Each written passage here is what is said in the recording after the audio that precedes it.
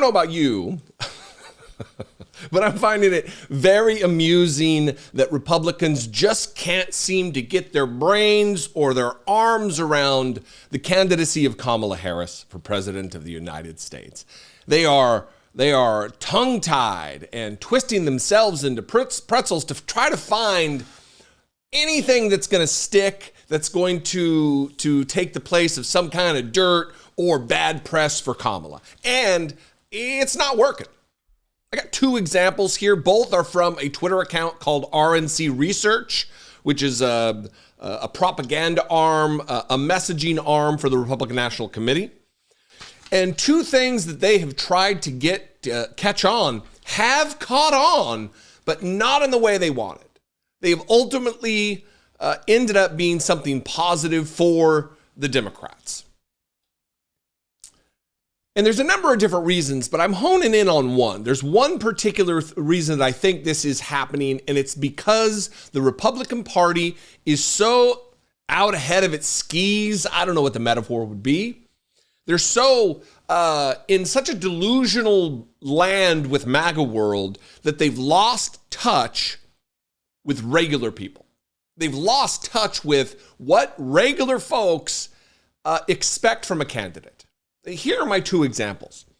Back in May of 2023, this account posted a video of Kamala Harris where she's being regular, like this may be her main strength. It's just her regularness. She's a normal person who laughs and cuts jokes, and she's comfortable in her skin. She's comfortable being herself in front of a microphone and in front of a camera. She's just a regular person, which is super refreshing, is it not? And in this speech, she talks about her mother being irritated with her and I guess her siblings. I don't know her background relative to her how many brothers or sisters she has, if any.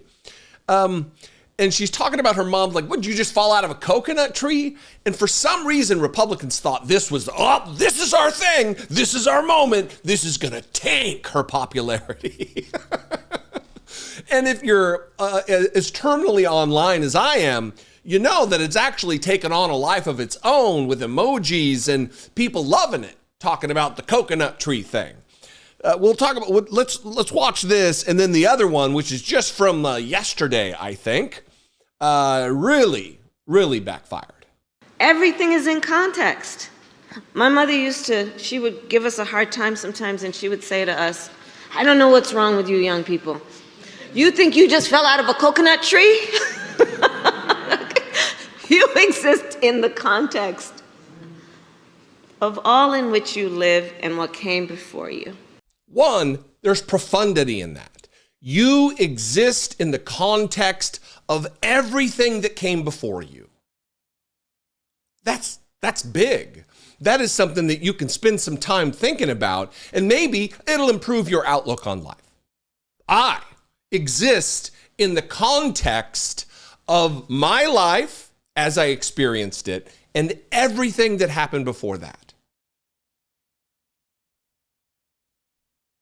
It's not a mockable moment.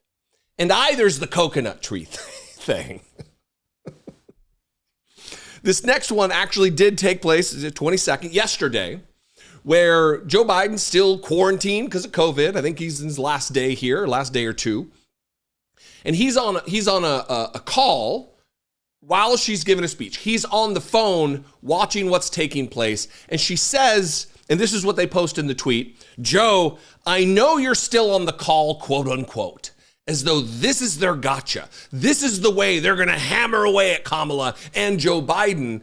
And it ends up being a super touching, emotional moment where these two leaders are having a moment where they say they love each other. And this is supposed to be what Republicans think is the linchpin to the attack on Kamala Harris. That she has a real relationship with Joe Biden and that she's a loving, decent, normal person who can express it while in front of a camera. It's bananas that this is what they think is going to propel them to victory with the emotionless sociopath, Donald Trump. Watch this from yesterday. It is so good to hear our president's voice. Joe, I know you're still on the call, and we've been talking every day. You guys heard it from Doug's voice. We love Joe and Jill. We really do. They truly are like family to us. And we do, everybody here does. It's mutual. I knew you were still there. You're not going anywhere, Joe. I'm watching you, kid. I'm watching you, kid. I love you. I love you, Joe.